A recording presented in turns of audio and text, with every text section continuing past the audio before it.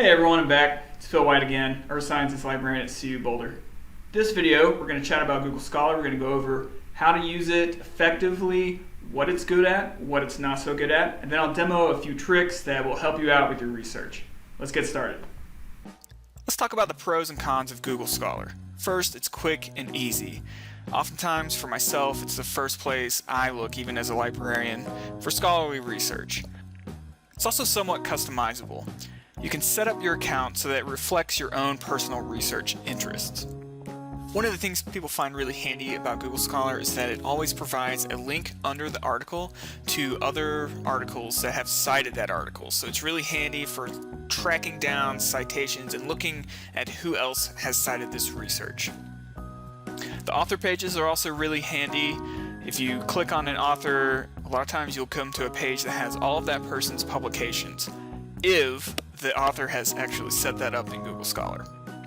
It's really good searching for known titles, so I like to use Google Scholar when I can just type the name of an article that I'm looking for specifically into the search bar and run with it. Now, as for cons, the ranking methods in Google Scholar, basically the order in which your results show up, are really unclear. I don't know how they do it, and they don't really let people know how they rank things. The advanced search features in Google Scholar are also very limited. If you were to compare it to one of the article databases that we provide here at the library, you will see that the functionality is not quite the same. Full text availability really depends on a few things. Mainly, does the library subscribe to the content that you're trying to access? Also, if you're off campus, it can be a little bit more difficult to access articles. And last, when you type in your keywords and search for it, you're searching the entire text of that document. So you can't limit to just the abstract keywords and subject headings. So it's hard to really dial in sometimes. So with that said, it's just a little bit random when you're searching through Google Scholar. You never really know what you're going to get or if you're missing some things. Okay, so if you've never used Google Scholar before, it's really easy to find. Just go to scholar.google.com. This is the homepage, and to access the advanced search tools, you click on the little gray arrow right there. And this is the advanced search box. So there's not a lot here.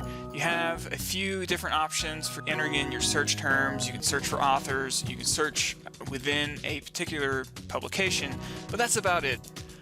One of the things I really like about Google Scholar, though, is that you can start your search right in the browser bar. So if you start typing scholar.google.com, you'll notice over here on the right it says press tab to search.